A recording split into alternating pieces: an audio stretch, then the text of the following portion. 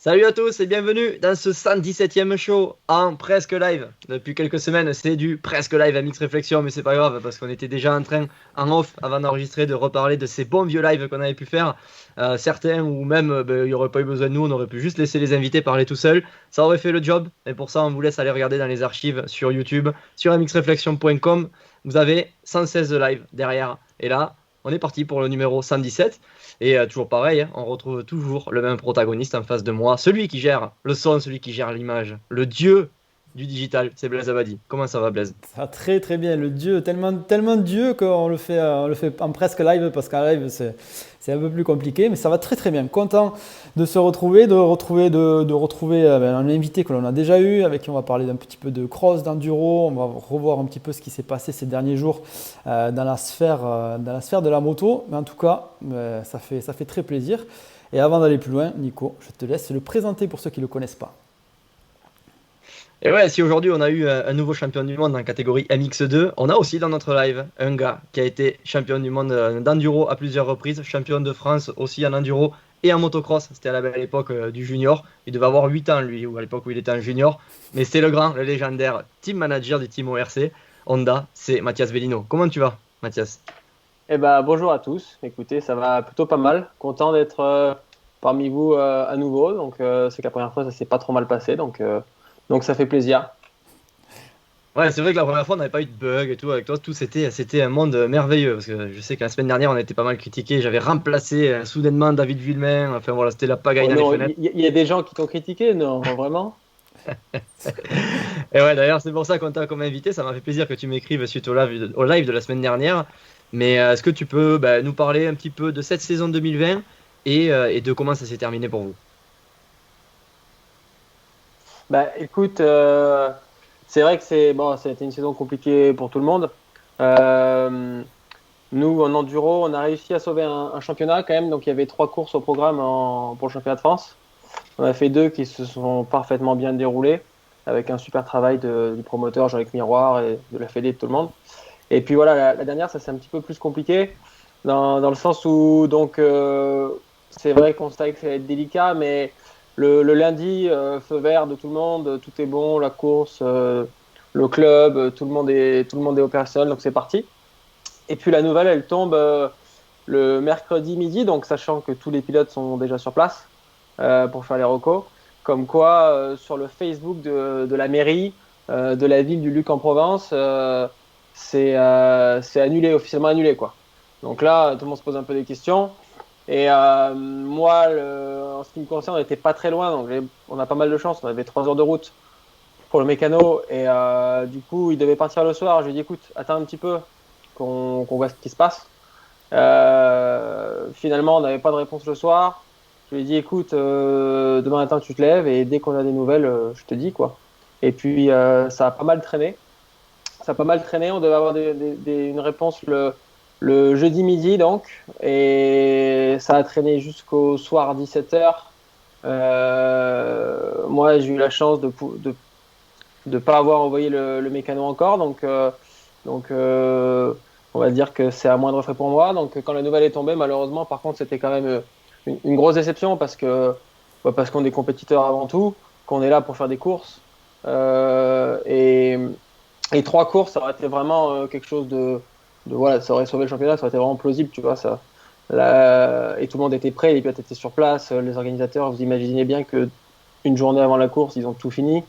Enfin, voilà, c'était un peu compliqué. Les teams qui sont arrivés sur place, donc le mercredi soir, il y en a qui sont arrivés le jeudi matin, qui étaient déjà partis, qui partaient de plus loin. Normalement, on a le paddock, il est ouvert à partir du jeudi matin pour placer les structures, les camions, etc.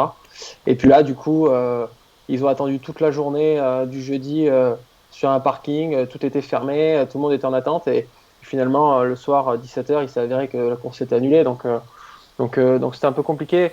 Euh, Moi, ce que je trouve qui est pas normal, je sais pas si vous avez vu, j'ai fait un petit post sur Facebook là-dessus, mais je trouve ce qui est pas normal, c'est que voilà, alors ça se passe au niveau des préfets, du ministère, etc. Mais les préfets, ils se couvrent et en fait, ils veulent pas prendre de risques et ils auraient pu prévenir un petit peu avant quand même. C'est pas normal pour le motoclub. Une première pensée au club qui ont fait du coup 2 fois le boulot parce que ça devait être l'ouverture du championnat. Il y a eu le premier confinement, donc ils étaient prévenus un petit peu avant, donc ils ont déporté pour faire la finale.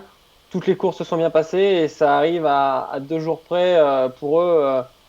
C'est annulé au dernier moment et c'est pas normal qu'ils le disent le mercredi, quoi. Après, on n'y changera rien, mais en tout cas, c'est mon avis et c'est pas normal les gens qui se protègent et au dernier moment annulé, je trouve que c'est pas correct. Il s'est sûrement passé des choses en interne dont on n'est pas au courant et je trouve ça pas normal. Et du coup, comment ça se passe pour toi, alors personnellement, dans le team? On sait que c'est la période à laquelle on essaie de démarcher un petit peu les sponsors pour la saison suivante. J'imagine que c'est un peu plus compliqué cette saison. Ça doit être la même chose pour tout le monde. Est-ce que toi, dans ton team, les sponsors t'ont déjà donné des réponses favorables pour te suivre pour la saison prochaine ou pas? Alors, en effet, c'est un petit peu compliqué. Bon, c'est compliqué chaque année. Encore plus maintenant avec cette histoire de Corona, etc., de restrictions sanitaires. Maintenant, en plus de ça, moi, je fais face à un autre problème. Alors, c'est vrai que j'en ai pas trop parlé en public encore. Ça fait 3 bonnes semaines, un mois que je réfléchis à comment je vais faire l'année prochaine.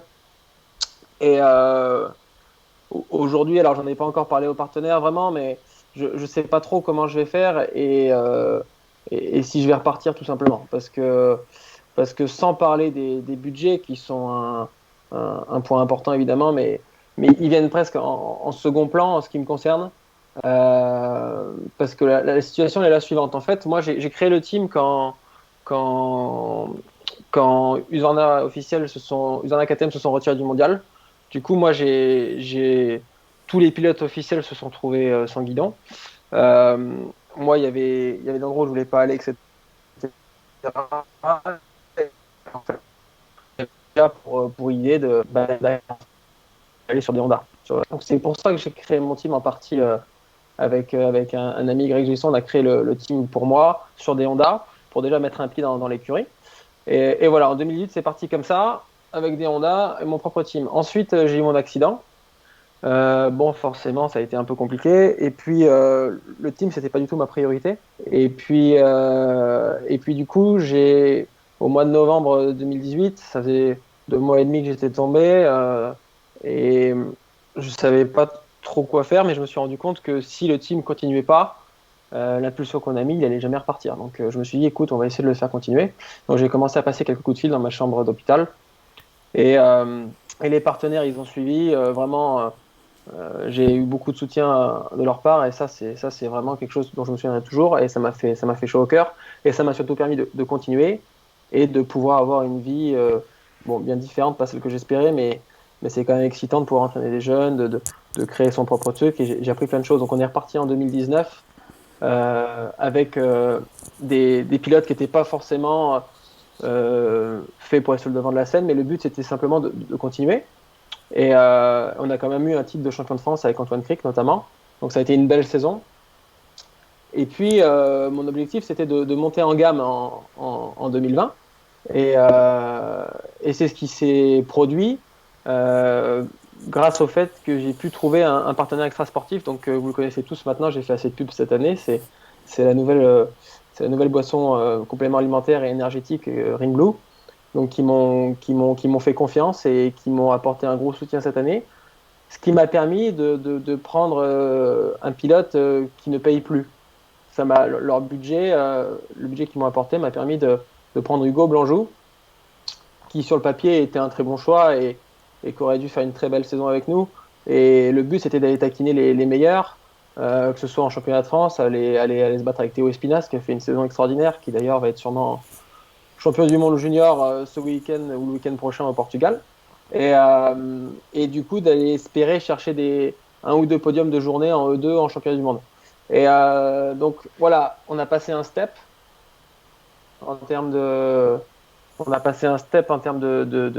niveau. Et l'objectif, moi, c'est ça, c'est de continuer, d'investir dans le team, de l'amener toujours plus haut.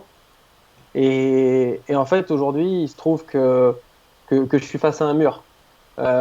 Si vous voulez, j'ai pas les budgets donc d'une usine derrière moi. Les meilleurs pilotes, si on veut gagner, il faut les payer, c'est normal. J'aimerais bien pouvoir les payer d'ailleurs. Sauf que voilà, aujourd'hui, j'ai pas les moyens de payer un pilote. Donc il faut que je fasse avec des pilotes juste un cran en dessous, comme j'ai fait avec Hugo, qui sont potentiellement en passe d'aller chercher les meilleurs. C'est ce qu'on a essayé de faire cette année. Bon, il s'est avéré que Hugo a pas fait une bonne saison, il s'est raté, ça arrive. Mais je me suis rendu compte, au-delà de ça, qu'en fait c'était compliqué, c'était des paris osés, c'était beaucoup d'investissement pour avoir finalement peu de chances de faire le coup d'éclat qu'on attend, quoi. Et du coup, bah, aujourd'hui, j'en suis là. C'est que moi, j'aimerais bien faire quelque chose de bien. Quand je vends le projet aux partenaires, comme je l'ai vendu à tous mes partenaires de la moto et à Ring Blue, j'y croyais vraiment. Et je le vends parce que j'y crois et que je veux faire les choses bien. Et là, cette année, bah, c'est un petit peu plus compliqué. En fait, avec le budget que j'ai, si tant est qu'il soit renouvelé, bien sûr, et ben, j'ai toujours pas les moyens d'acheter les bons pilotes. Donc en France, ils sont 3-4, hein, ils sont 4. Il y a Mambotin, Larieux, Taroux et Spinas, et qui méritent leur salaire.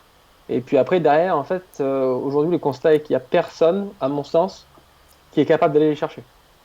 Donc, à quoi ça sert que je m'investisse autant, que je mette, que je prenne autant de risques, parce que c'est risqué, c'est une entreprise, et avec beaucoup de dépenses, etc. Et le but, c'est de ne pas en mettre de sa poche.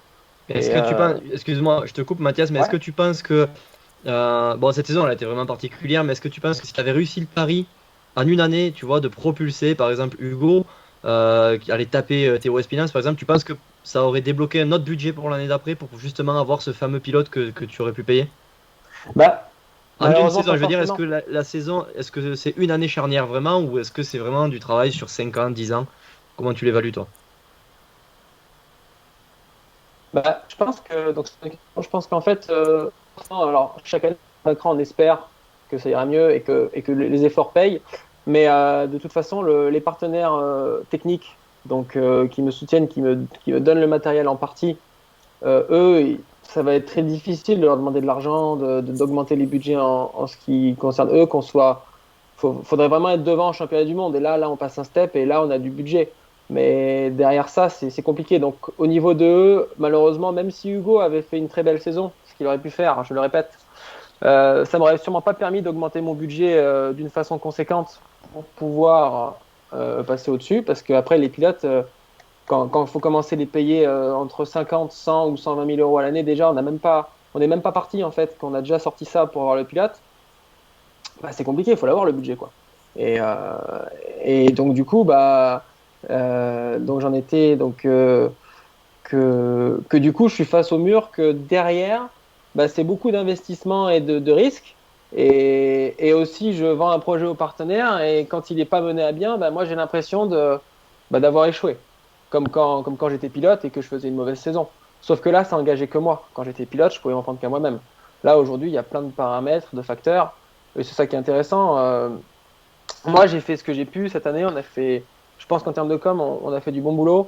On avait des motos qui étaient magnifiques, on avait des tenues qui étaient belles. L'ensemble était hyper cohérent sur les paddocks. On avait parmi les plus belles motos et les plus belles ensembles, si ce n'est le plus bel ensemble, je pense, en enduro. Et donc ça, c'est important pour moi, l'image. Mais après, une fois que l'image est faite, que les pilotes ont les motos, les bonnes pièces, ont tout, c'est eux qui sont livrés sur la piste à faire les chronos et être devant ou pas. Et ça, je peux plus le gérer, même si on s'est un peu entraîné, qu'on a fait les choses bien. Voilà. Et Et ça, justement, c'est assez frustrant. justement, Mathias, comment ça s'est passé par rapport à Hugo? Est-ce que toi, tu as vendu au partenaire le fait que tu prennes un jeune prometteur et que tu allais l'entraîner pour le propulser à haut niveau ou juste que tu allais prendre un jeune? Et d'ailleurs, comment ça s'est passé cette année? Enfin, cette année, on va dire que c'est spécial par rapport à tout ce qu'il y a eu, mais comment ça aurait dû se passer dans le meilleur des cas? Est-ce que c'est un jeune qui vient dans ta structure, que tu entraînes de A à Z ou pas aussi poussé? Alors, je l'ai vendu au partenaire comme quoi il y avait un coup à faire, avec Hugo notamment. Parce qu'il était aux portes, voilà, l'année dernière, il fait troisième du E2 derrière Espinas. La dernière journée, ils se battent jusqu'à la dernière spéciale pour la deuxième place, donc il était vraiment dans le coup. Et Théo, c'est quelqu'un qui a un petit peu plus prouvé que lui, qui a un peu plus d'image, donc qui est payé pour rouler. Hugo ne l'était pas encore. Et donc je me suis dit, avec le budget que j'ai, je peux faire rouler Hugo, je peux lui proposer un bon contrat. et on peut aller espérer chercher plus haut, quoi. Et donc c'est comme ça que j'ai vendu plus avec mon encadrement, un petit peu d'entraînement à moi. Et surtout, il y avait Peter Germain, donc 4,40 de suspension, le magicien des suspensions en France, que ce soit en supercross, en enduro, dans toutes les disciplines, qui lui est un très bon ami à moi et qui s'est impliqué dans le team avec moi du coup, et qui est un très bon ami de Hugo, donc il s'est beaucoup impliqué l'hiver à l'entraîner, à rouler avec lui, parce que Peter, c'est un ancien pilote qui roulait vraiment bien en enduro. Il a fait des bonnes places au mondial et c'était un très bon français, donc il a de l'expérience. Donc voilà, on avait mis ensemble, on avait tout construit autour de Hugo pour le propulser vers le haut, pour l'encadrer, ce qui lui manquait vraiment, et on y croyait. Bon, il se trouve que Hugo, quand il a essayé la moto, il a adoré la moto tout de suite. Il s'est vraiment régalé, il faisait des très bons chronos pendant l'hiver, il a vraiment bien bossé, il avait un préparateur physique, il avait tout, on a tout mis en place pour qu'il soit bien. Bon, il s'avère que le jour des courses, il n'a pas réussi à tout mettre bout à bout et on n'aura pas su trouver les solutions et voilà. Bon, c'est une déception pour lui aussi d'ailleurs, hein. Il est déçu de ses résultats forcément. On a tous un ego. Mais voilà comment je l'ai vendu aux partenaires. En ce qui concerne les entraînements, bah oui, forcément, moi j'ai une plus-value qui, je pense, est énorme. J'ai quand même pas mal d'expérience, j'ai un passé. Mais là où je suis embêté, en fait, c'est que ma plus-value, elle est amoindrie, en fait. Et ça, je le vis très mal parce que en fait, moi, là où j'étais très bon, c'était pour les traces, etc. J'ai appris des meilleurs. J'ai fait mes recos au début avec Nambotin, avec Pela, avec Rodrictin, et j'ai vraiment appris de eux. Et c'est comme ça que j'ai été champion du monde. Et c'est vraiment mettre bout à bout les petits derniers détails et la trace que les autres verront pas. Parce que pour être champion du monde, il faut aller chercher la dernière seconde et c'est partout, quoi. Et quand on a 3-4 traces dans une ligne, et bref, ça c'était vraiment les entraînements, etc. Et j'aurais pu rouler avec eux et leur montrer. Et voilà. Et aujourd'hui, je peux plus le faire. Ça, le problème, c'est que j'ai eu une dérogation donc mise en place par la Fédé. J'ai le droit de faire les spéciales en quad, donc ça c'est quand même sympa. Bon, j'ai pas le droit de les chaler les pilotes parce que forcément c'est de la triche, il faut qu'ils marchent. Mais j'ai le droit de faire le tour des spéciales en quad, donc ça me permet de voir des traces. Maintenant, ça a ses limites. Quand c'est une prairie, ben, je peux faire tout le tour. Sauf que quand c'est une prairie, il n'y a pas beaucoup de traces à voir. C'est quand même, à un moment donné, il faut mettre du gaz, quoi. Ah, c'est plus dans la ligne que ça serait Et intéressant, quoi. ouais, et dans la ligne, sauf que le problème, c'est que dans la ligne, dès qu'il y a un dévers, le quad, c'est quand même assez dangereux. On passe entre les arbres, c'est étriqué, et je peux pas tout faire, en fait. Et je me rends compte que c'est très compliqué pour moi d'aller les voir et d'apporter cette plus-value. Donc, je l'ai fait un petit peu au Puy-en-Velay, j'étais dans la ligne, j'ai pris un peu des risques, même à des endroits, c'était un peu chaud, mais c'est cool, mais finalement, c'est pas quelque chose que je peux reproduire partout. Donc ça, c'est compliqué. Et donc c'est pour ça que j'ai besoin de gens aussi autour de moi, comme Peter, qui sont là sur les courses, qui s'impliquent, qui ont un bon œil et qui vont dans la spéciale quand il y a un bourbier où moi je peux pas y aller. Ben, ils me donnent l'info, moi je suis au départ et on en parle avec les pilotes, je montre les photos, on en parle et tout. Après, je peux quand même apporter avoir le bon mindset au départ de la spéciale, les bons mots au bon moment. Donc ça c'est toujours un côté important. Mais j'ai l'impression de faire ce que je pourrais faire de mieux, de le faire qu'à moitié, quoi. Et Ouais, ça, c'est après vrai. tu fais déjà beaucoup. Quand on entend ça, je suis même pas sûr que tous les teams aient cette structure à disposition. Au final, ça, en fait, ça m'amène à la question que je voulais te poser. Est-ce qu'aujourd'hui, mis à part le salaire, un gars comme Théo Espinas a vraiment plus d'avantages techniques qu'un Hugo Blanjou qui est dans ton team? Est-ce que chez Sherco, ben voilà, ils ont quand même beaucoup plus de moyens. Je parle technique, hein, pas des moyens financiers que chez vous. Bon, Est-ce que Hugo serait meilleur chez Sherco en gros, quoi? il y a quand même une usine derrière Théo parce qu'il a signé à l'usine directement. Donc oui, ils ont quand même une structure qui est plus conséquente que la mienne, c'est une certitude, sans parler des moyens. Après, honnêtement, on a une très bonne moto de base. La Honda, je veux dire, je vais pas vous la vendre. Vous savez très bien qu'une Honda, c'est quand même le top. Et puis, moi, cette Honda, je l'avais développée pendant un an pour me la faire à ma main. Et en fait, j'ai les bons partenaires techniques. Donc, déjà, ça commence par les suspensions. C'est Peter. J'en parle souvent, mais c'est vrai, c'est vraiment un magicien, quoi. Quand on descend d'une cône valve d'usine en 52 et un Trax préparé par White Power directement, et qu'on passe sur des suspensions d'origine Honda qui vont très bien, des Showa, avec le petit préparateur du coin, entre guillemets, et que ça se passe direct bien, c'est quand même qu'il y a du savoir-faire, quoi. J'ai vu aucune différence. Pareil, quand on a Rodrictin qui a fait les meilleurs teams aux US, qui a été vice-champion du monde enduro avec Honda Zanardo à l'époque, c'était le team officiel Honda. Et donc, il a connu des bonnes motos et tout. Et en une journée de testing avec Peter, il a dit Waouh, mais j'ai les meilleures suspensions que j'ai jamais eues en enduro. C'est quand même que voilà. Donc, on a des bonnes suspensions, on a une bonne moto, des bonnes suspensions. Au niveau des moteurs, je l'emmène au bon endroit pour faire la bonne carto chez Laurent Pradon. On a les bonnes pièces, on a les récluses, les Accra, on a des bons pneus Michelin, on a du Neken en guidon. Je me suis concentré à ce que les motos soient belles, mais qu'on ait les bonnes pièces. Donc j'y mets un point d'honneur. On n'a pas beaucoup de budget, mais les pilotes ont tout ce qu'il faut pour être devant.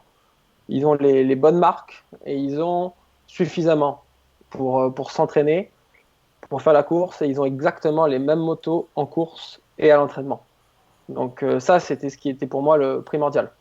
Cette année, j'ai eu un peu plus de budget, donc j'ai pu aussi miser sur la com. J'ai pu acheter c'est tout con, mais des nappes pour mettre sur les tables, habiller au vent, des oriflammes, des conneries comme ça qui font que ça fait quelque chose de plus joli.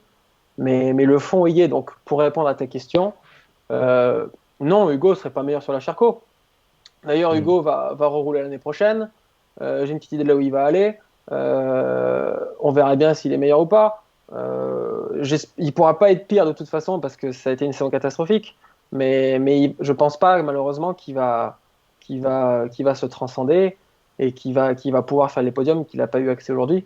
C'est dommage parce que c'est un bon garçon, il roule vraiment bien. Mais on a fait tout ce qu'on a pu et donc il sera moins encadré. L'encadrement qu'on lui a apporté cette année au niveau la moto, les pièces et puis l'encadrement humain qu'on a eu avec Peter, avec son entraîneur physique, etc. Et moi sur les courses, sur les entraînements, je pense qu'il avait tout pour réussir. On lui a tout donné. Et c'est comme ça qu'on a eu le titre avec Antoine Cric en J1. Il sortait de pas grand-chose. Et on lui a apporté ce qui lui manquait. Et il n'aurait pas eu du titre. C'est que moi, j'ai été comme. Enfin, j'ai une image, je pense que les gens le savent, je suis quelqu'un d'assez chiant, assez difficile à vivre. Mais parce que je suis hyper exigeant avec moi-même. J'étais hyper exigeant avec moi-même en tant que pilote. Et je le suis aussi sur ce que je rends à mes pilotes aujourd'hui. Ça, c'est un point d'honneur, quoi. Je veux que quand les pilotes ils sortent de chez moi, ils se disent, bon, bah, on a bien roulé, on n'a pas bien roulé, mais en tout cas, on a tout eu, quoi. On a eu tout ce qu'il fallait, et ça, c'est important. Et je pensais à quelque chose, récupérer un gars comme Charlier, donc Oxmoto, je pense, a sauté vite sur l'occasion Bien avec sûr. les bêtas, mais tu penses pas que c'est possible? Je pense pas que, malheureusement, aujourd'hui, je pense pas qu'un Charlier coûte, peut-être je me trompe, hein, mais je pense pas qu'il coûte les sommes que tu as annoncées tout à l'heure. Quelqu'un qui veut se relancer comme ça, t'es pas obligé de partir peut-être d'un jeune, est-ce que tu pourrais pas trouver aussi un pilote comme ça pour rester dans ton budget? J'avais exactement Alors, la même chose en tête, mais je vais compléter un petit peu ce que dit Nico pour pas faire doublon. C'est est-ce que ça irait pas d'avoir un pilote d'expérience comme un Charlier, quelqu'un qui coûterait un peu moins cher, et un jeune pilote, et qu'il y ait une petite émulation, tu vois, entre les deux, avec des conseils qui sont donnés, etc. Ça revient un petit peu à ce que disait Nico. exactement. Alors, la réflexion de Nico, elle est hyper pertinente. Christophe, c'est un très bon exemple, parce que comme tu dis, bah, il est un petit peu en galère, donc il coûte moins cher que les autres. Ça reste un excellent pilote. Christophe, il a mon âge, on s'est battu depuis qu'on est jeune. Il a fait des super résultats en cross. Enfin, on va pas énumérer son palmarès. Donc oui, il a une image. Donc oui, c'est un très bon exemple. D'ailleurs, Christophe, je l'ai au téléphone, il m'a appelé cette année. Il voulait éventuellement rouler sur des Honda et il aurait voulu faire le France avec moi. Et bon, bah moi, malheureusement, mon budget, c'était compliqué, quoi. J'avais déjà un pilote et tout, mais voilà, il est parti chez Beta, donc très bien pour lui. Maintenant, c'est pareil. Oui, Christophe a plus de notoriété, a plus de niveau et a plus de potentiel que quelqu'un comme Hugo, ça c'est sûr. Maintenant, c'est quand même beaucoup d'argent, il faut quand même le payer un petit peu, hein. Donc, il faut trouver un budget supplémentaire. Et puis, euh, et puis pour faire quoi? C'est pareil. Je vais peut-être me faire des ennemis, mais voilà, aujourd'hui, Christophe, il a fait troisième du championnat de France. Je veux dire, Oui, clairement pas ce que tu aurais espéré toi si tu l'avais dans bah, ton team. exactement. Et lui non plus, j'imagine. Lui, il partait pour se battre avec Loïc. Alors peut-être pas le battre sur l'année, mais au moins se battre avec Loïc, machin. Voilà, il y a quand même un gros niveau, il y a quand même un gros niveau en enduro. Et au mondial, c'est très compliqué. C'est très compliqué d'être devant. Donc même un pilote comme Christophe aujourd'hui, qui a une valeur, c'est sûr, qui a une image et tout, bah pour moi, c'est compliqué de l'avoir pour avoir peu de chances de faire une victoire. Quand on signe un pilote comme Christophe, c'est pour aller chercher une victoire. Et on sait qu'on l'aura pas. Donc l'effort n'est pas à hauteur des espérances, je pense. Alors après, moi, mon idée, là où j'aimerais bien me recentrer pour l'année prochaine, pour revenir du coup, vous exposer le problème et pour revenir un petit peu aux idées que j'ai et aux envies, c'est que moi, mon objectif, c'est d'amener des pilotes sur le devant de la scène. Et avoir des pilotes qui sont déjà champions du monde, c'est facile, hein. Il suffit de mettre le billet, on les paye. Moi, je sais que je leur offre les motos qu'il faut, et puis on est champion du monde. C'est juste une question d'argent. Ça, je sais faire. Maintenant, c'est pas, alors c'est cool, c'est mieux que ce que je fais maintenant, mais c'est pas ce qu'il y a de plus intéressant non plus. Parce que c'est facile, n'importe quel team qui a de l'argent, il le paye et il est champion du monde. Ça se passe d'ailleurs dans tous les sports, c'est pareil, hein. Et moi, ce que j'aimerais bien, c'est amener ma plus-value. Donc du coup, l'idée, c'est de trouver un jeune, et un petit peu à la façon de Eric Bernard, en fait. Quand il m'a sorti moi, quand il a amené Larieux, quand il a amené Jérémy Taroux, etc. Trouver des crossman qui sont des très bons pilotes, qui sont à la limite, en fait, qui voient qu'il faut qu'ils prennent une décision, qu'ils payent en cross et tout, que ça va être compliqué. Et voilà, essayer de trouver un jeune qui roule très bien, donc qui va pas coûter très cher, parce que moi, donc c'est pas que j'ai pas envie de les payer, mais c'est que je j'ai pas les moyens aujourd'hui. Et voilà, et l'amener en enduro et faire un programme sur 2 ans. Et en fait, moi, ce qui me ferait vraiment, vraiment kiffer, c'est d'avoir un jeune et de le faire exactement ce qu'Eric Bernard a fait avec moi. C'est de l'amener et en 2 ans d'être champion du monde junior. Et là, je peux vendre un programme aux partenaires qui tient la route, parce qu'honnêtement, un titre de champion du monde junior en enduro, c'est un vrai titre. Et chaque champion du monde junior qui passe en élite après, ils sont directement devant dans les championnats du monde élite. Et voilà, ça se programme sur 2 ans. Mais il faut un gars qui ait déjà un gros niveau, parce que honnêtement, ça il faut qu'il ait envie, parce que moi je peux, mais il faut qu'il en ait envie, il faut qu'il accroche, tu vois. Et il y en a plein qui ont essayé, comme Fred Bollet, etc. Christophe Martin, je pense aussi, j'ai des anecdotes sur lui, c'est drôle. Enfin, il y en a plein qui ont essayé, mais voilà, qui ne se sont pas mis à fond dedans et ça leur plaisait pas, donc du coup, ils peuvent pas y arriver. Donc voilà, l'objectif, ce serait de trouver ce jeune-là qui a le potentiel sur le papier de faire quelque chose en 2 ans. Et voilà, donc j'en ai un en tête. Honnêtement, j'en ai un en tête. Il est de vers chez nous, non? C'est obligé, ça. Avec qui je discute, je sais pas. Je donnerai pas d'infos. Voilà, j'en ai parlé à Rinblue. Donc moi, en termes de budget, c'est vraiment Rinblue qui décide, hein, et je leur en ai reparlé la semaine dernière, donc j'attends une réponse de leur part. J'aurais vendu le projet et je leur ai vendu exactement comme je vous l'ai vendu là. C'est que repartir pour faire les choses bien, oui. Repartir, même mettre un budget un peu moindre pour faire la même chose, ça sert pas à grand chose en fait. Donc moi je suis transparent avec tout le monde, avec mes partenaires, et c'est pareil, j'ai envie qu'ils soient contents de ce qu'on a fait. Donc j'ai tissé des liens de confiance avec Greenblue. Ça c'est hyper important pour moi.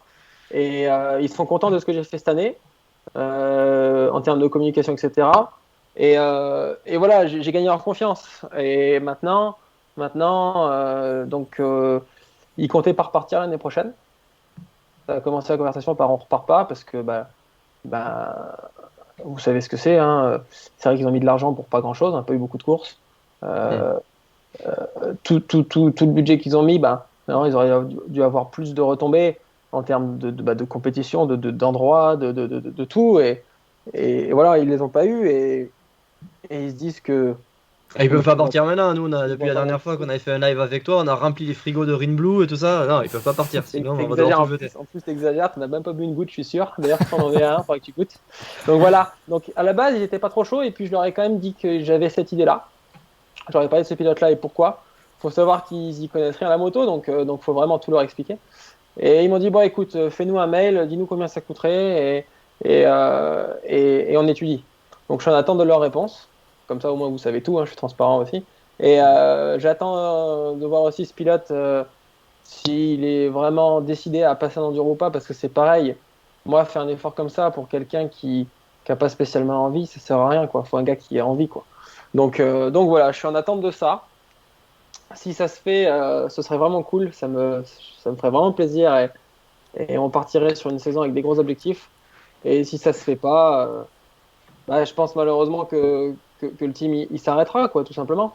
Donc, c'est pas un échec, c'est une déception. Ce serait une déception.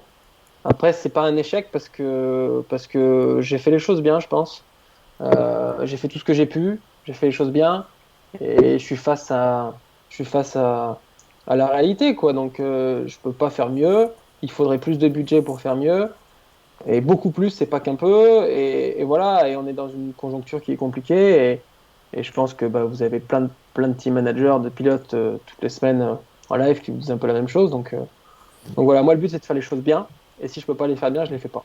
Et justement, pour avoir discuté avec pas mal de pilotes à l'élite, etc., il y en a pas mal en cross qui voient l'opportunité en enduro. Alors, c'était vrai peut-être à une époque. Est-ce que ça l'est toujours en 2020 et peut-être pour les années futures, cette opportunité? C'est-à-dire quand on est très bon, quand on a un très bon niveau en cross, est-ce qu'on a des portes qui s'ouvrent plus facilement vers les teams en enduro ou pas?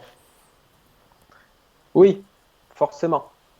Maintenant, il y a une chose qui est différente d'avant, c'est que moi quand je suis arrivé en enduro, il y avait plus de team usine, il y avait donc les anciens Husqvarna, il y avait Usaberg, il y avait KTM, il y en avait plein qui étaient encore en mondial enduro. Donc ça avait plus de place. Et, et comme en cross ou en enduro, enfin comme dans tout, donc je parle de ça il y a 8 ans. Il y a 8 ans, bah, les salaires des champions du monde étaient beaucoup plus élevés. Donc du coup, les pilotes un peu moins bons avaient des salaires plus hauts que ce que maintenant les champions du monde ont maintenant. Et donc tout a régressé vers le bas.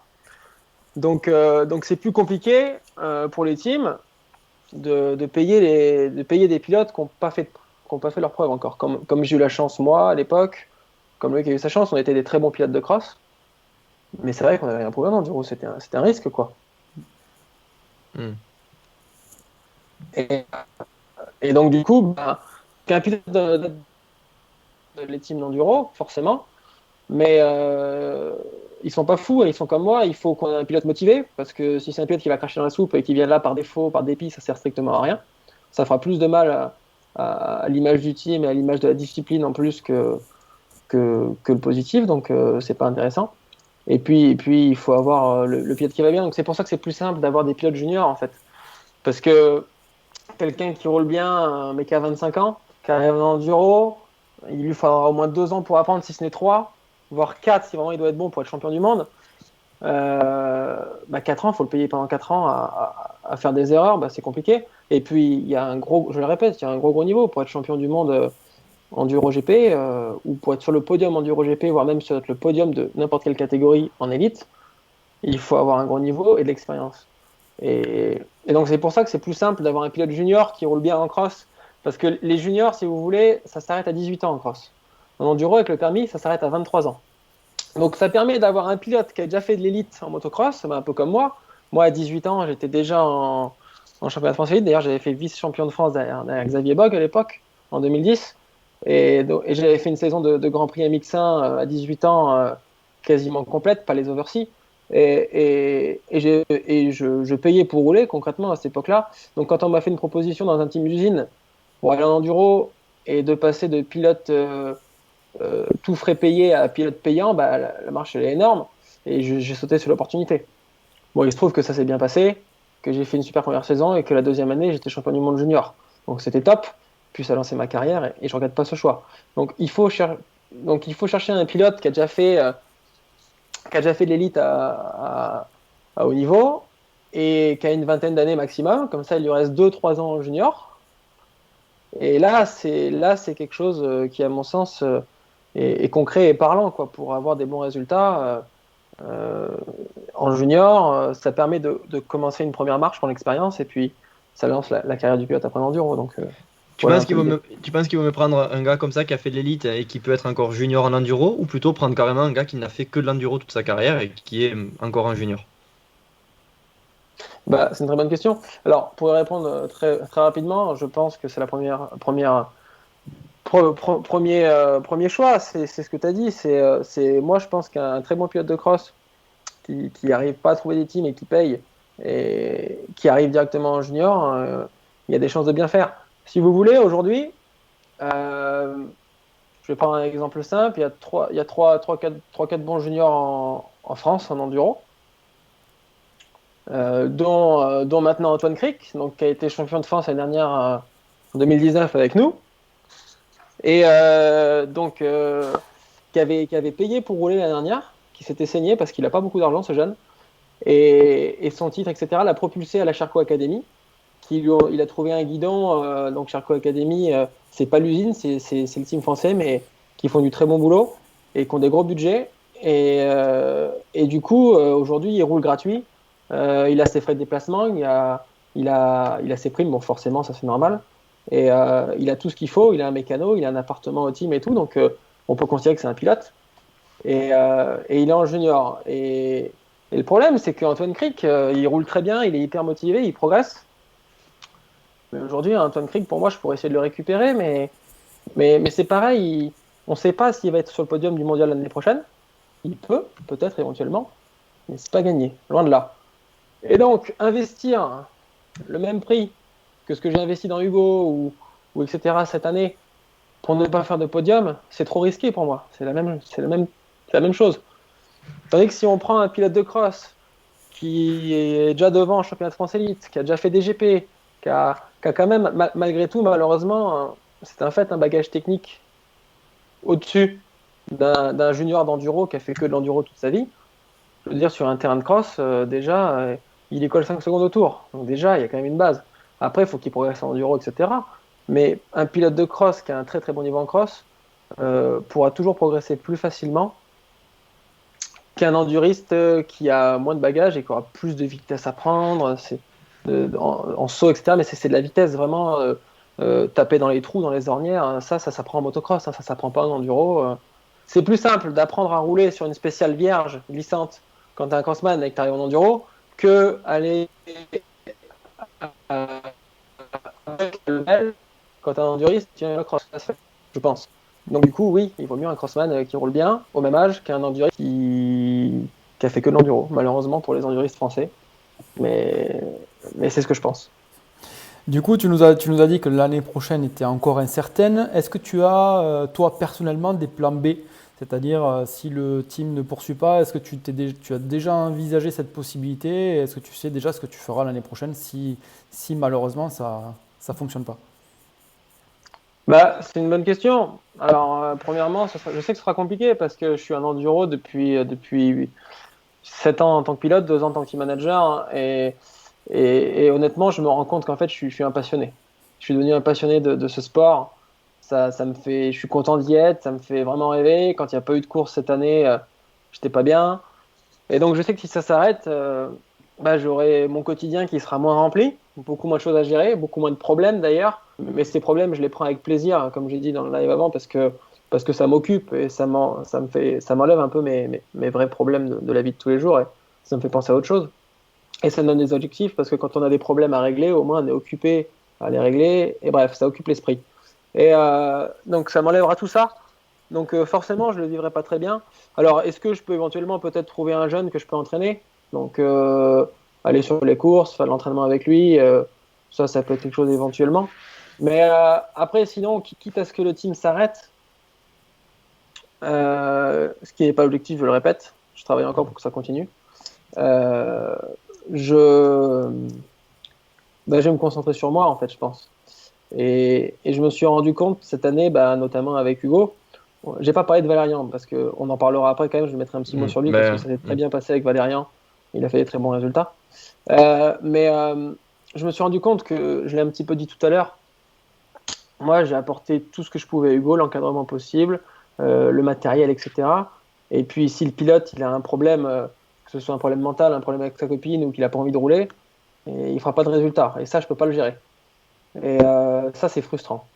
Et tandis que moi, quand j'étais pilote, si je roulais mal, je pouvais m'en prendre qu'à moi, et je savais pourquoi je roulais mal, etc. Et je pouvais régler les problèmes. Donc voilà, j'ai envie de m'occuper de moi, et j'ai un projet en tête. Je pense que j'en avais déjà parlé un petit peu la dernière fois avec vous, mais moi, ce qui me ferait vraiment, voilà, mon objectif de vie maintenant, ce serait je voulais aller au Dakar, j'ai pas pu y aller, c'est d'y retourner en SSV donc. Ça, c'est vraiment le truc qui m'obsède, on va dire. parce que je me rends compte que je vis au travers du team, c'est bien, mais, Ouais, t'es un compétiteur quand même. mais Ouais, Sur c'est le moi terrain. le il te manque, compétiteur. ce petit goût de compétition, de départ. J'ai envie de voyager, j'ai envie d'avoir la pression de me dire je me lève le matin, il faut que je fasse mon sport parce que sinon je vais pas être bien. Là, si j'ai pas envie de faire sport pendant 2 mois, j'en fais pas. Alors, ça a un côté bien aussi, hein, mais c'est bon. J'ai fait 2 ans comme ça. Ça me manque de me dire de m'aligner devant un départ, d'avoir un objectif sportif, etc. Ça me manque énormément. Et puis, la vie du sportif de haut niveau me manque, les voyages, tous les agréments, tout ça, le fait de bouger, de s'entraîner, d'avoir des objectifs, ça me manque. Et, euh, et c'est moi le sportif, c'est moi entre guillemets le champion et j'ai envie voilà de partir au Dakar en SSV donc après j'ai le temps mais jusque là déjà c'était pas possible physiquement. Ça fait que 2 ans que j'ai eu mon accident. Ça peut paraître beaucoup mais il faut s'adapter à plein de choses et il faut adapter sa vie et puis même physiquement j'ai encore pas mal de problèmes et partir aujourd'hui sur un Dakar ce serait presque pas possible même physiquement encore. Mais je suis en train de me mettre en place. Donc, dans tous les cas, je l'annonce, objectif Dakar 2022. Je pense que ça, c'est quelque chose de réalisable. Il faut trouver d'abord les partenaires, parce que ça, c'est des budgets colossaux, surtout en SSV. Alors, c'est pas la voiture, mais c'est quand même très cher.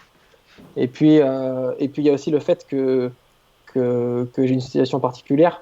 J'en ai parlé un petit peu avec Axel Alétru, donc Axel, vous le connaissez sûrement. Je sais pas si vous l'avez vu dans le live Si, déjà. si, bien sûr. Ouais, on l'a déjà eu, ouais. Ouais, bien sûr, on Et connaît bien. Axel, on roulait ensemble quand on était plus jeune et tout. Bon, il a eu son accident, il est devenu paraplégique. Et il s'est reconstruit, il a fait des trucs exceptionnels en handisport, en natation notamment. Et là, il a fait le Dakar l'année dernière pour la première fois en SSV. Et il a super bien roulé d'ailleurs. Mais ce qu'il faut savoir, c'est que Axel, il a une récupération, lui. Ça fait plus de 10 ans, je crois, qu'il est en fauteuil maintenant. Et il a quand même une récupération. Et par exemple, c'est tout con, mais lui, il se laisse debout, quoi. Et ça change pas. Il monte dans n'importe quel camping-car, il va aux toilettes, il se couche dans le lit, avec ses attelles, ses béquilles, un peu d'aide, il y arrive. Moi, c'est impossible. Et même Axel, avec toutes les possibilités en plus de moi qu'il a, d'ailleurs, il conduisait son SSV avec le pied, donc il a fait une attelle spéciale, il a fait truc. Mais voilà, il est quand même bien plus avancé. Et malgré ça, il avait quand même une équipe, je crois, il m'a dit une dizaine de personnes autour de lui à temps complet, dont au moins un kiné, parce qu'il faut faire gaffe aux escarres, il faut être massé tout le temps.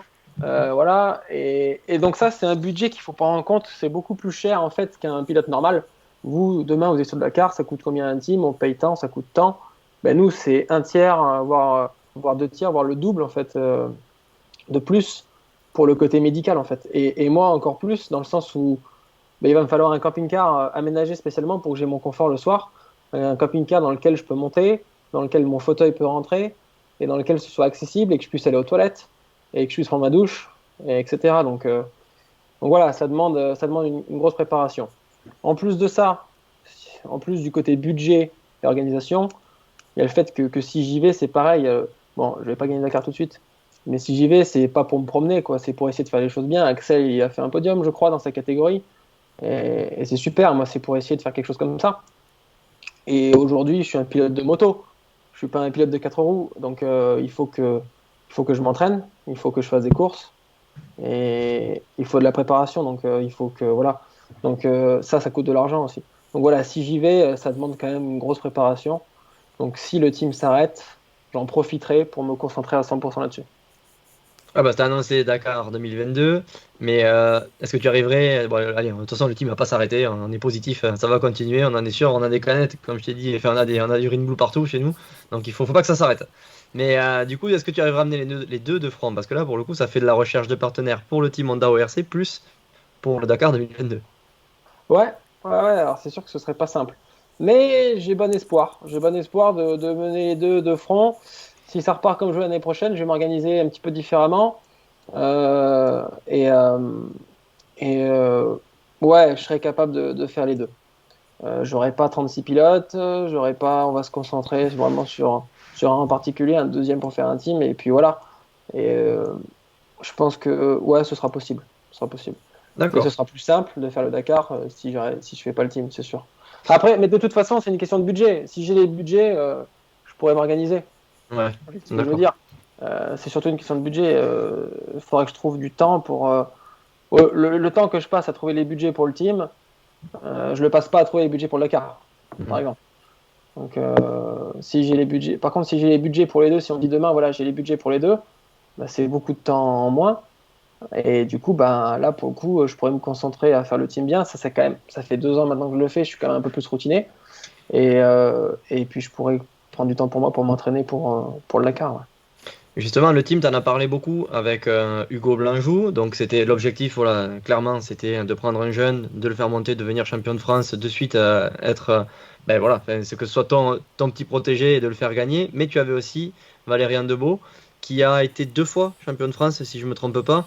Et c'était quoi l'objectif pour lui? Et est-ce que tu as été satisfait de cette demi-saison, on va dire? Bah, carrément, Valérian, ça s'est super bien passé. Valérian, il a été aussi vice-champion du monde Youth Cup, donc c'est en dessous de junior, c'est moins de 18 ans. Valérian, c'est un bon jeune, donc bon, déjà, c'est un ami dans la vie de tous les jours. Il m'a beaucoup soutenu avant mon accident, après mon accident, etc. On est assez proches. Et puis, en fait, je me suis retrouvé en début d'année. Je voulais déjà, en complément de Hugo, trouver un junior, un crossman junior qui pouvait faire une belle saison. Voilà, j'ai essayé d'en avoir un ou deux et ça s'est pas fait. Et du coup, je me suis retrouvé en fait en février et j'avais qu'un seul pilote, donc c'était un peu moyen quand même. J'avoue que je stressais un peu. Puis je trouve que Valérian, il n'avait pas de guidon, il avait plus ou moins arrêté la moto, il avait fait une saison catastrophique en 2019 parce qu'il a eu la mononucléose, etc. C'était compliqué pour lui. Et voilà, je l'appelle, je lui dis écoute, ça ne dirait pas d'essayer la moto. Et même moi, je n'y croyais plus trop en Valérian, hein, pour être honnête. Hein. Même moi, bon, il est fini, voilà. Et puis quand il a essayé la moto, déjà, il s'est régalé. Et il roulait grave, en fait. Il roulait grave. C'est spécial à côté de chez moi. Je vois bien l'attitude, j'avais pas besoin de voir les chronos, même l'attitude sur la moto et tout. Je fais putain, et je trouve qu'en E1, il y avait quand même Nambot qui sont intouchables. Et puis derrière, c'était ouvert, quoi. Et je me suis dit, putain, Valérian, en E1, il pourrait faire quelque chose. Donc ça prenait du sens, quoi. Donc du coup, voilà, on a signé Valérian au dernier moment. Et en plus, bah, c'est pas négligeable. Il est bon sur les réseaux sociaux. Aujourd'hui, c'est hyper important. Vous le savez, ils en ont parlé suffisamment. On va pas revenir dessus. Donc, il est bon sur les réseaux sociaux. Donc, pour les partenaires, c'est important. Pour la com, c'est important. Il avait l'objectif de pouvoir faire un podium. Personne ne croyait en lui, mais vraiment personne. Et voilà. Et là où ça a été, ça pourrait être malsain, mais ça n'était pas du tout. Et où c'était marrant, c'est qu'en fait, il s'est retrouvé à se battre face à Antoine Cric, qui avait été champion de France junior l'année d'avant, avec moi, qui est passé chez Charcot et qui est passé en E1. Et il se retrouvait face à Antoine Cric pour se battre pour le podium. Et donc, Antoine Cric, qu'on a tiré, poussé sous l'année dernière, il se retrouve le concurrent numéro 1 de mon pilote là. Donc, ça a été. Mais de toute façon, en enduro, on s'entend tous bien, il y a vraiment une bonne ambiance. Et puis, j'ai gardé de très bons rapports avec Antoine. Et donc, du coup, c'était un peu une guéguerre au quotidien, par message. Ouais, Valérian, de toute façon, il va finir devant toi, machin. Et lui, mais même pas en rêve, etc. Donc, c'était drôle. Et puis, Valérian, il a un bon mental. C'est un peu un branleur. C'est pour ça d'ailleurs qu'il ne fera jamais champion du monde. Et voilà, mais c'est un bon pilote, il est doué. Par contre, il a du mental. Quand il faut sortir les doigts le jour J, il sait le faire. Et c'est ce qu'il a fait sur les courses. En fait, il s'est sorti les doigts, il s'est donné à 100%. C'était une belle bagarre avec Antoine. Ça n'a pas été une mince affaire. Mais voilà, finalement, il fait troisième devant Antoine. Du coup, et donc c'est la bonne surprise parce que déjà, on a passé des bons moments avec lui, avec Valérian. Et puis personne n'y croyait. Et puis il fait un podium et il a fait un super travail au niveau de la com sur les réseaux sociaux. Donc voilà, Valérian, ça a été le petit coup le petit joker, le petit coup de poker qui a payé et qui a fait que ça a sauvé la saison du team en fait. Ouais, t'avais besoin d'un gars comme ça dans le team, au final. Ouais. Tu nous as parlé un petit peu des réseaux sociaux. Est-ce que tu penses que ça peut être intéressant pour toi dans le team de prendre une personne qui, on va dire, qui fait de la moto loisir, qui roule pas trop, mais par contre qui a énormément d'abonnés sur les réseaux sociaux et d'essayer de faire quelque chose dans le team pour justement avoir simplement l'image de ton team et tous les à côté et vendre cette partie-là aussi aux sponsors. Est-ce que tu penses que ça peut être favorable pour toi? Bah, malheureusement, oui. On arrive depuis quelques années maintenant dans un monde où bon, t'as les champions de chaque discipline qui sont payés, très bien. Et malheureusement et heureusement, il y a des gens qui font rien de leur vie, mais qui ont juste des abonnés parce qu'ils sont bons en com et qui font des trucs cool. C'est vrai, il y en a certains, ils font vraiment des trucs cool. Mais ils font pas de compétition, ils font aucune compétition. Je parle de n'importe quelle discipline, n'importe quel sport confondu. Et ils font du freeride, du machin, ils ont des bonnes images et du coup, bah, ils arrivent à vivre de leur sport. Donc ça, c'est parfait pour eux.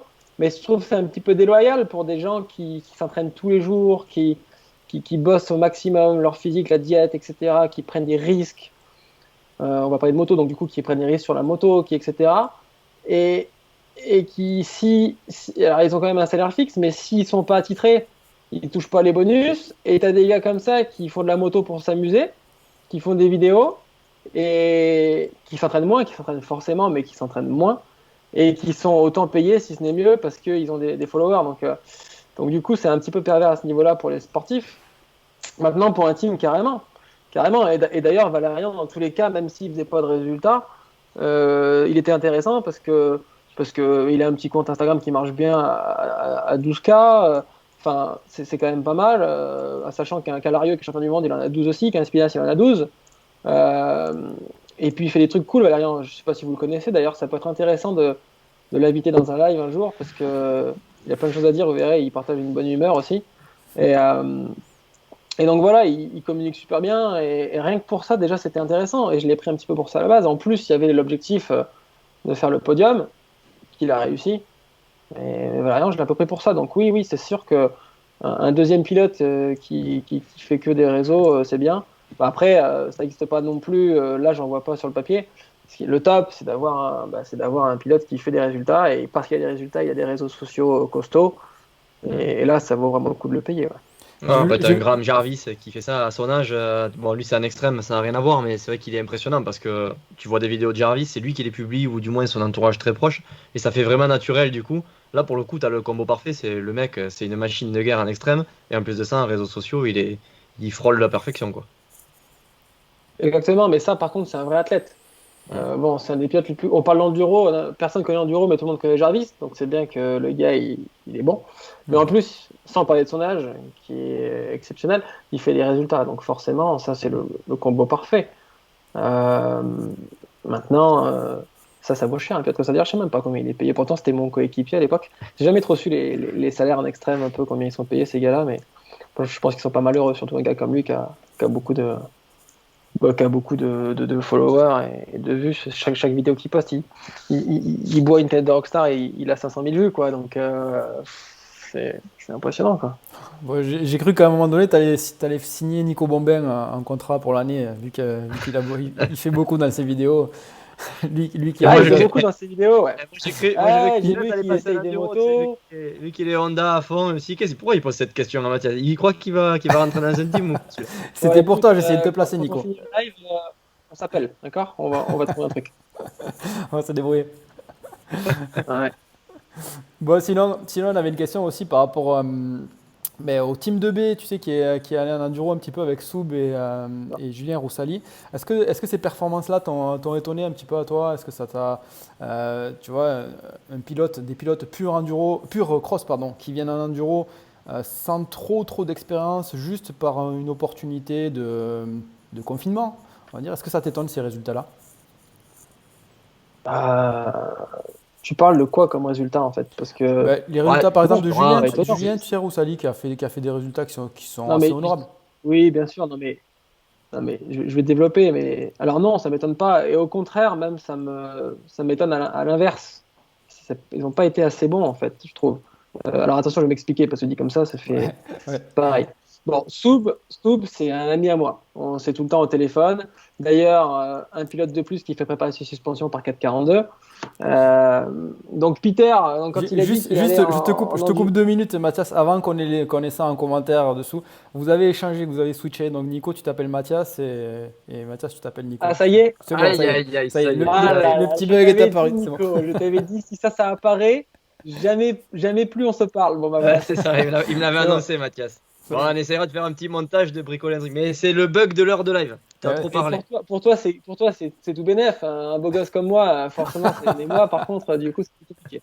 Ouais, t'as pas de chance. Alors, Du coup, pour répondre, donc Soup, déjà, c'est un ami. On se connaît depuis très longtemps.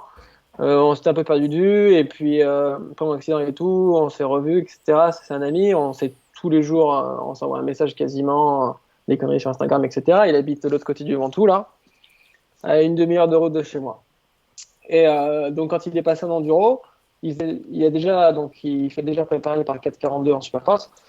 Peter, qui est un pilote d'enduro à la base, qui est hyper impliqué avec moi, il était comme un fou, donc il a fait des suspensions, machin. Et en fait, il s'est retrouvé que Soub, il est venu s'entraîner avec nous. La première fois qu'il a eu sa moto d'enduro, il a roulé chez Peter, et le deuxième jour, il a roulé chez moi, quoi. Avec Hugo, machin, etc. Et bon, bah, Soub, c'est un très, très, très bon pilote. Et tu vois, bizarrement, Soub, mais pour moi, il aurait dû être champion de France au 3 cette année. Je lui ai dit, mais j'en ai ma main coupée.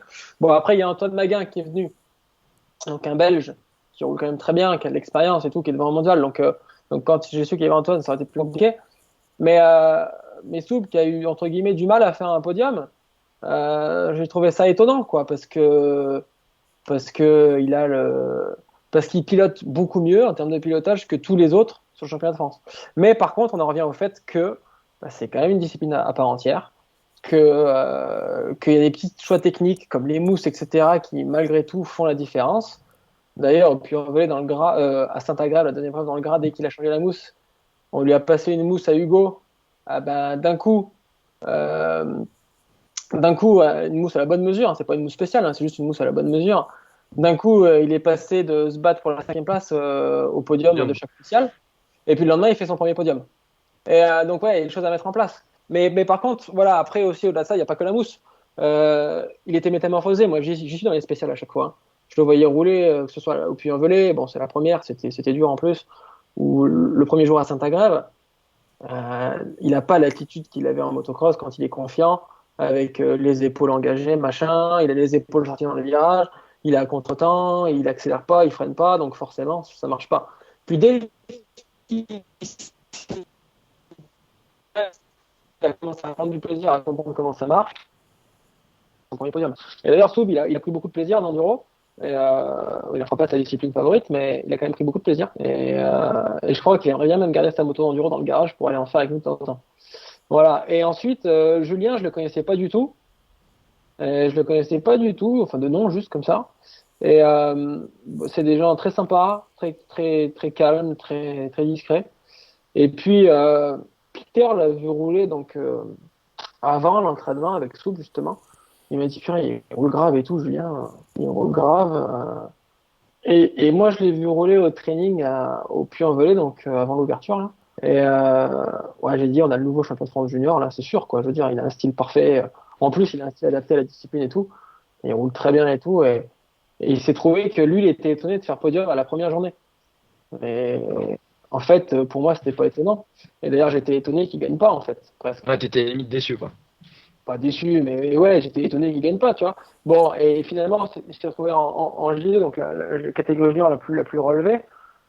Et ça a été beaucoup de les choses musicales au niveau du podium. Il y a eu beaucoup de différents vainqueurs de podium, etc.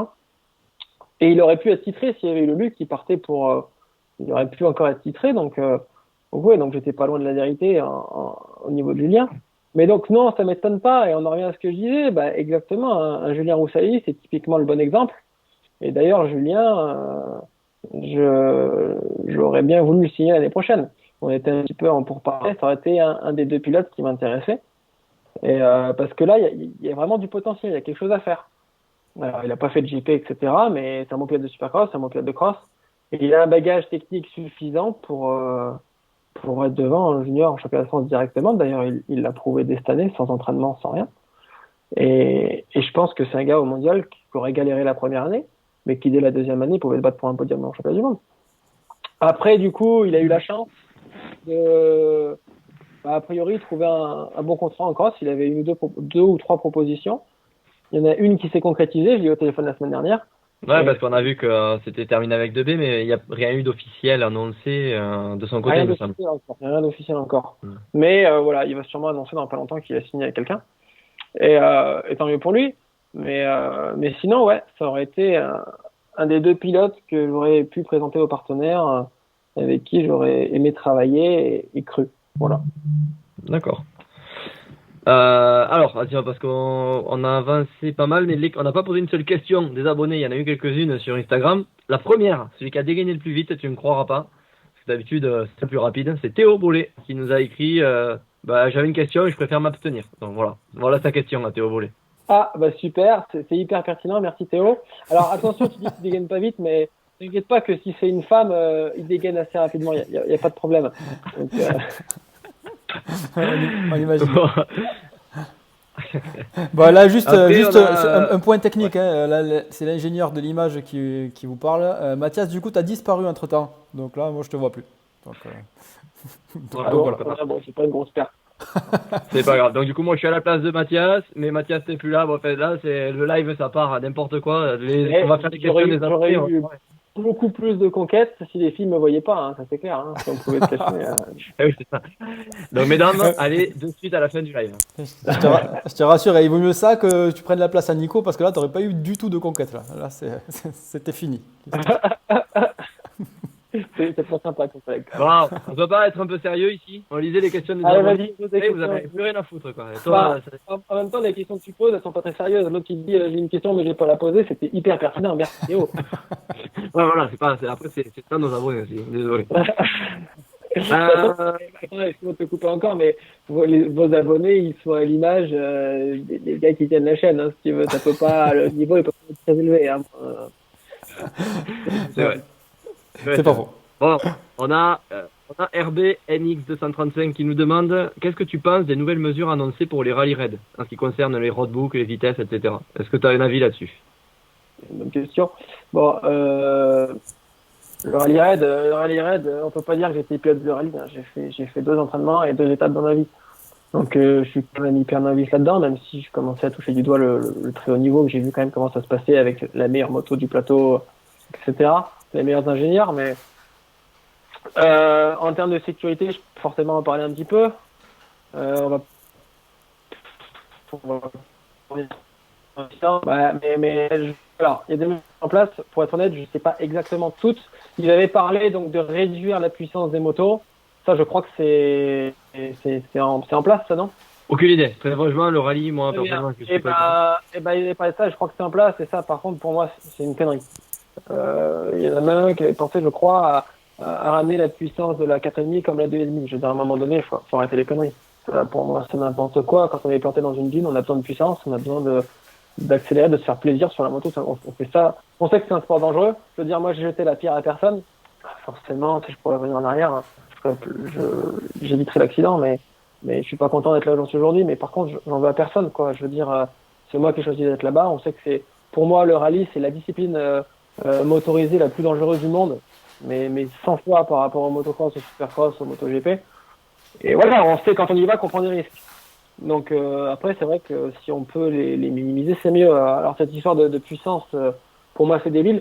Limiter la vitesse maximum, peut-être couper les motos à, je sais pas, à 120, j'ai une connerie comme ça. Peut-être ça peut avoir du sens. Parce que quand on va à 170, je peux vous dire que ça fait vite. 170, j'ai des GoPros dans un training aux US, là, dans les trous. 170, faut pas qu'il se passe quelque chose, hein, parce que ça fait mal, hein, quand on glisse pas sur du bitume, voilà. Donc voilà, ça peut être une mesure. Après, ils mettent en place les espèces d'airbags là, donc quand on tombe, un peu, je crois que ça se gonfle. Quand il y a un impact, en fait, c'est un peu comme un érecteur, sauf qu'il n'est pas gonflé, c'est dans la veste. Et quand on tombe, tac, ça se gonfle.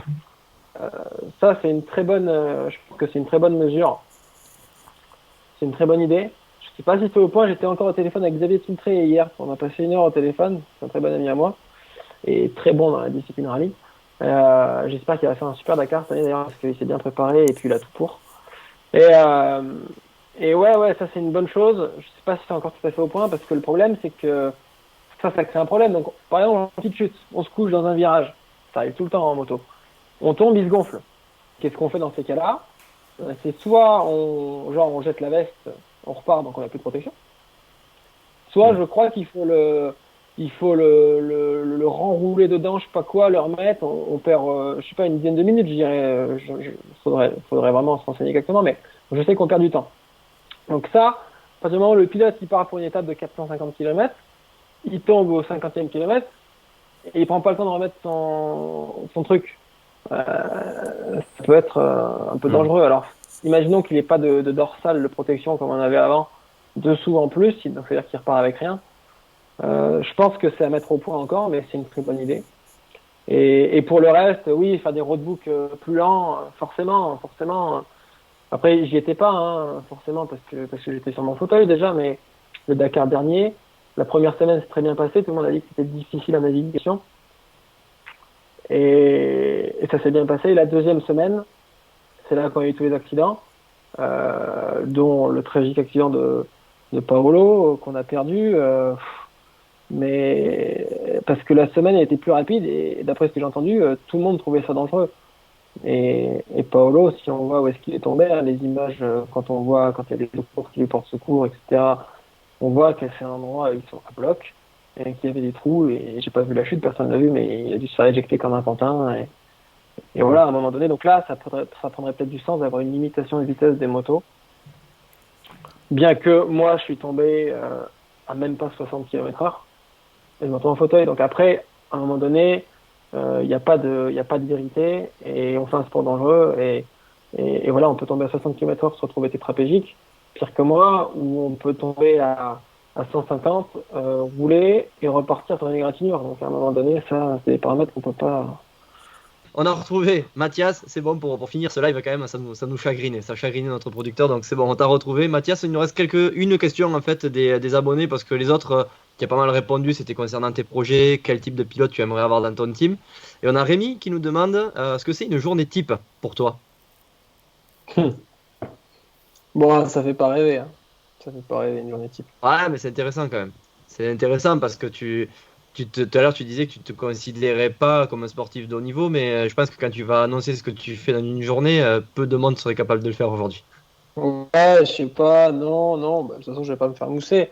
Une journée type, donc c'est une journée à la maison, hein, on va dire, hein, c'est pas une journée quand on est à l'extérieur. Donc une journée type à la maison, c'est quoi? C'est difficile de se réveiller le matin parce qu'on s'est couché tard pour les raisons que j'ai évoquées tout à l'heure. Donc c'est difficile de se réveiller le matin.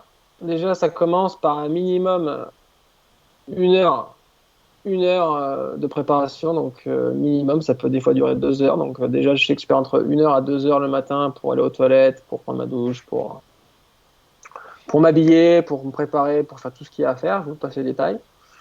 Donc ça a été un peu compliqué à vivre au début. Maintenant, je m'y fais. Je sais que par exemple, quand je suis avec des gens, ben, je me lève minimum 1 heure avant eux pour être prêt avec eux. Donc en général, je prends pas le petit-déj. D'ailleurs, je rate le petit-déj tout le temps. Je prends plus de petit-déj maintenant. Euh, et d'ailleurs, je fais qu'un seul repas par jour. Je mange pas à midi non plus. Je me prive. Alors c'est pas par plaisir, mais parce que en fait, bah, j'ai la chance de pas grossir. Mais par contre, tout mon système digestif, il est ralenti. Ça marche, mais ça marche en autonome et ça fonctionne mal. On a tous ce problème-là. Donc en gros, ça veut dire que je vais pas à la selle autant de fois qu'il faudrait. Donc ça veut dire que bah, dès que je mange, ça gonfle, je suis ballonné et je me sens super mal. Donc du coup, je suis obligé de faire des journées où je mange pas, quoi. Et ça, c'est compliqué. Ça me tape sur le système un peu parce que un de mes plaisirs dans la vie, c'était de manger. C'est un des seuls que je peux encore faire, avoir aujourd'hui, et que je suis obligé de restreindre parce que j'ai d'autres problèmes derrière, donc c'est un peu compliqué.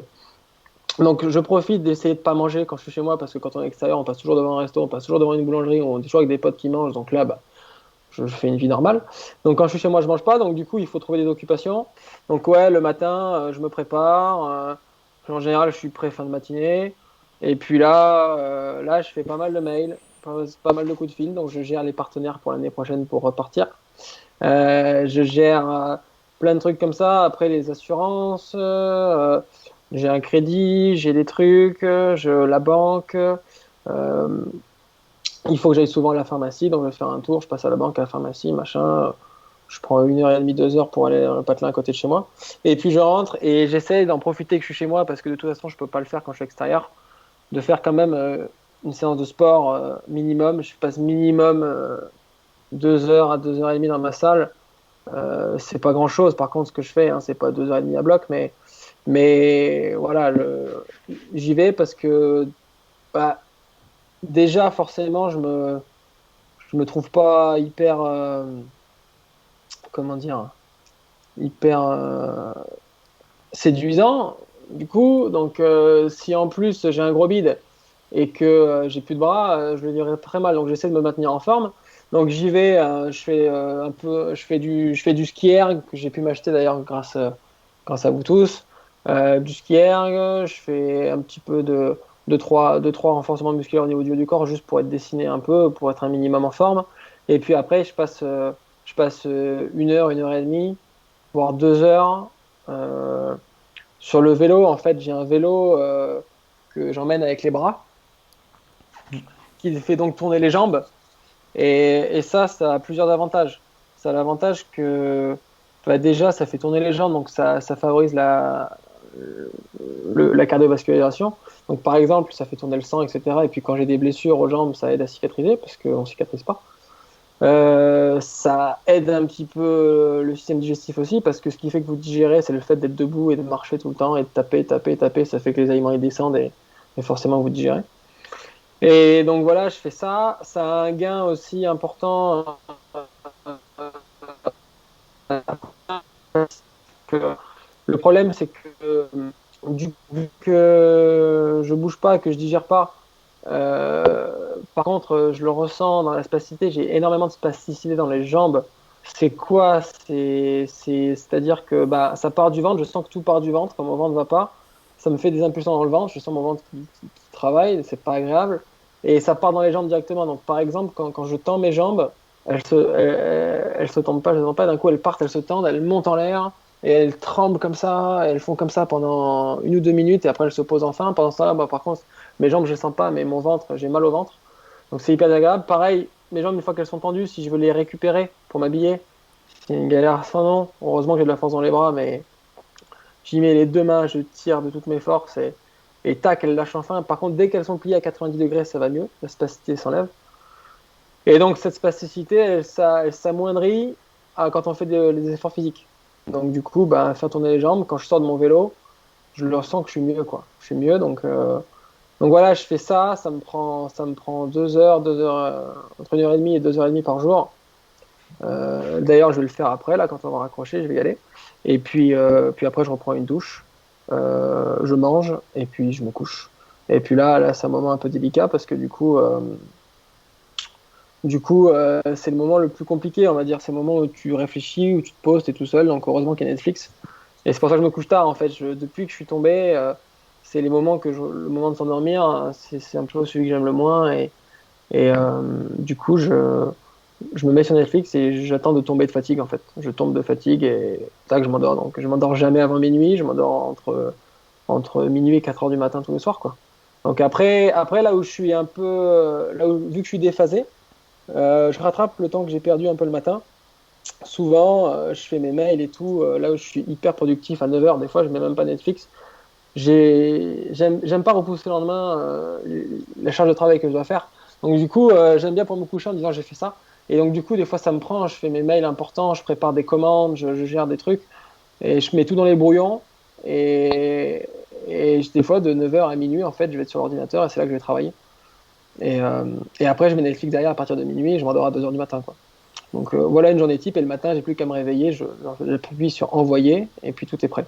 Voilà un peu comment je gère mes journées les plus monotones. Voilà, les plus monotones Oui, quand quand je on suis n'est chez pas moi. sur les terrains de moto, quoi. Voilà, exactement.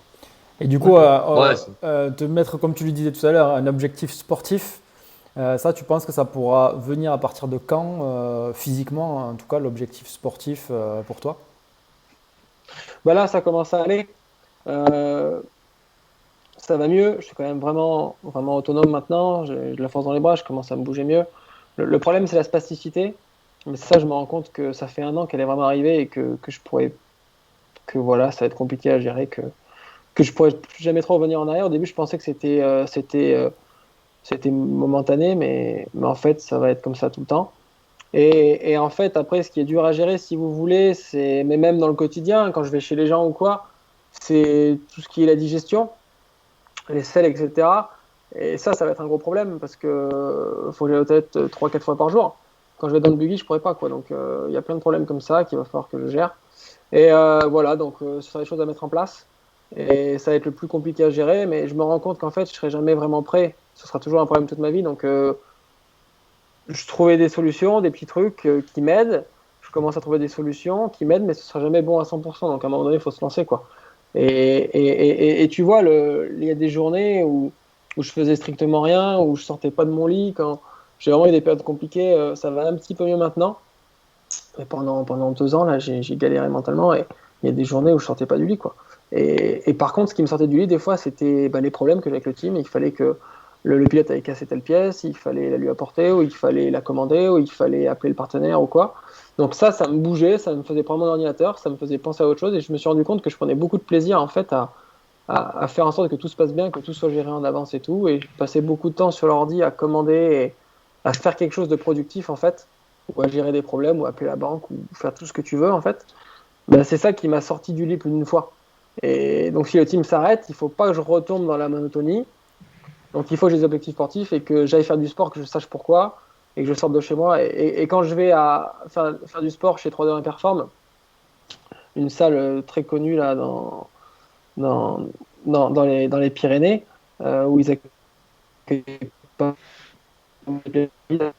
et, tu vois, quand je vais là-bas, je prends ma voiture, je vais faire du sport, j'ai l'impression de revivre la vie que j'avais avant. Tu sais, quand tu pars, que tu prends ta moto, que tu vas faire un stage sportif à Font-Romeu, justement, que tu vas t'entraîner chez quelqu'un, là-bas, j'y fais que pour faire du sport et ça fait du bien. Ça fait vraiment du bien. Je vois du monde, je côtoie du monde, j'ai une vie sociale et c'est pas simple parce que tu vas souvent chez des gens chez qui c'est pas adapté, etc. Donc ça, c'est compliqué, mais voilà, ça se met en place et finalement, c'est des bons moments de partir de chez soi, de faire que du sport. Après, tu es content de revenir chez soi parce que chez toi, tout est adapté et c'est quand même beaucoup plus simple, c'est du repos. Et en fait, c'est des cures comme ça. Il y a des moments, il faut vraiment que je parte de chez moi. C'est pour ça que le confinement, moi, je connais pas. Il faut que je parte de chez moi, sinon c'est une dépression. Et puis, dès que je suis parti de chez moi, au bout de 2 jours, j'ai envie de rentrer chez moi, en fait, parce que c'est tellement compliqué ailleurs, tout simplement te manque un peu le confort. D'aller aux toilettes, ouais, et que c'est tellement beaucoup plus dur physiquement et mentalement que tu as envie de rentrer chez toi pour être bien. Tu sais que tu as tout au confort, quoi. Donc, c'est toujours allié l'un à l'autre. Je passe de l'un à l'autre. Et c'est pour ça qu'il faut que si je pars au Dakar, il faut que je sois en place et avoir tout mon confort parce que sinon ce sera impossible. D'accord. Voilà. On parlait de physique, il nous reste une question qui est en rapport avec. Mais moi j'ai tout mon temps, c'est juste que les pauvres abonnés ils vont pas regarder jusqu'au bout. Si, vas-y, tu verras. Tu sais pourquoi ils vont regarder jusqu'au bout? Parce que la question du jour, c'est là, personne ne la rate.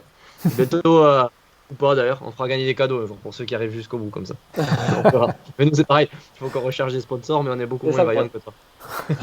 En tout cas, la question du jour, elle est présentée par CBO Group et 8 Racing. T'as dit tout à l'heure que t'avais des belles motos et tout ça, mais ça c'est normal, tout est dans le kit déco et les pilotes ils peuvent pas aller vite, ils ont pas de beau kit déco. 8-racing.com.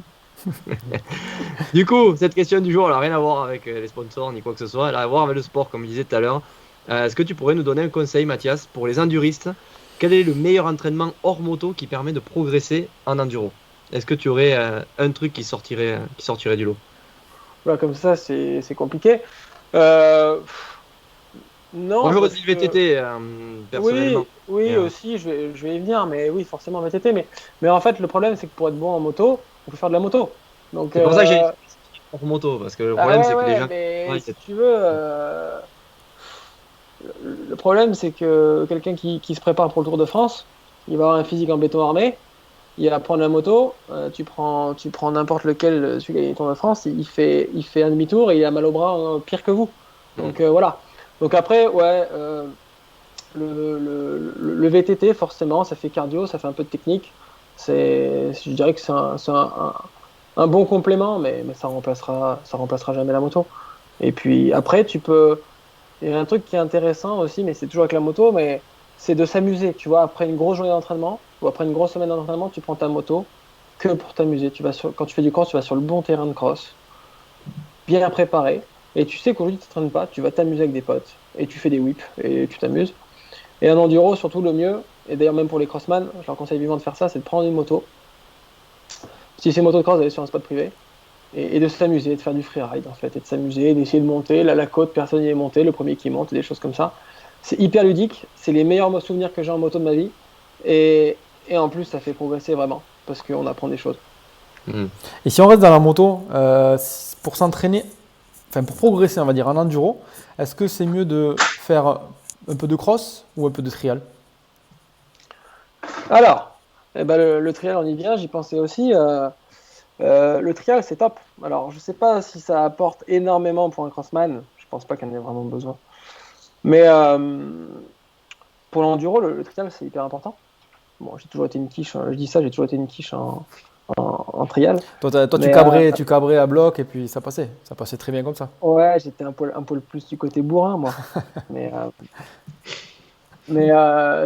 rappelle-moi la question trial ou cross, c'est ça tu m'as C'est dit? ça, en fait, cross ou trial pour progresser en enduro. Qu'est-ce que tu préconises pour un pilote de ligue, par exemple? Ouais, cross. Cross. Cross. Faut que les enduristes, c'est ce qui leur manque, de la vitesse, tu vois. On en prend l'exemple que je disais tout à l'heure, à Antoine Crick. Si tu le mets par rapport à un Roussali sur un terrain de cross, bah, malheureusement, y a pas photo. Et, euh, et du coup, bah, il faut faire du cross, il faut commencer par le cross. Le trial, c'est bien, vraiment, quand tu deviens, quand tu as tout ce qu'il faut en vitesse et tout, et que tu vas travailler les derniers détails pour passer une marche, pour passer une côte difficile et tout. Mais avant de savoir aller doucement, il faut savoir aller vite. Non, pas mal ça. Ouais. Oh là là, ce mot de la fin. Ouais, Je vais celui-là, noter cette citation parce que là quand on va republier le live, on va la mettre celle-là. celle-là, ça sera le gros titre, ça. On l'a. Elle est sortie comme ça. Je viens de la- je viens de Ah, tu l'avais l'inventer. préparé. Tu l'avais C'était- préparé. Avoue. Non, C'est pas possible, c'est genre, pas bah, possible. je savais pas quelle allait être ta question. Alors, C'est vrai En qu'on- tout on cas, les garde bien nos questions. très joli. Ben, vous êtes encore inversé, hein, Mathias, Nico, mais c'est pas grave. Ah, Ça oui, va bien bon, comme ça. bon. Prends le temps d'arrêter ce live, Mathias. Je suis désolé. Pas de problème. De toute façon, Bon, j'en ai merci marre de vous. beaucoup, en tout cas, franchement, ça fait plaisir de t'avoir eu. On a beaucoup parlé, mais ça reste super intéressant. Je pense que nos amis confinés vont adorer. Et c'était J'ai du presque beaucoup live, mais parlé. ça va Vous avez pas fuser. dit grand-chose. Pardon? J'ai beaucoup parlé. Vous avez pas dit grand-chose, mais Non, mais On c'est très écoute. intéressant. Donc ça tombe bon, bien. bah, c'est cool. Parfait. Bon, merci en tout Alors, cas. très bien. Pour les autres, Ça fait un plaisir. on se retrouve la semaine prochaine pour les autres. Merci Mathias. Bonne saison 2021 parce qu'on te retrouvera sur le championnat de France Enduro, j'en suis sûr. Ça va le Exactement. faire. Et l'année prochaine, tu auras le budget bouclé pour le Dakar, donc ça sera bon. Tout va Je bien. compte sur vous Au pour prochain passer live. le message. Ça Exactement. marche. Il y a des gens qui ont du budget qui veulent me contacter derrière, bah, forcément, ils sont les bienvenus. Ben, avec On plaisir. mettra ça en dessous de ta citation et tu vas voir, les chèques vont tomber tout seuls. Allez, on fait comme ça, c'est parfait. Allez, salut à tous. Allez. Merci. Allez, salut, merci. Bye.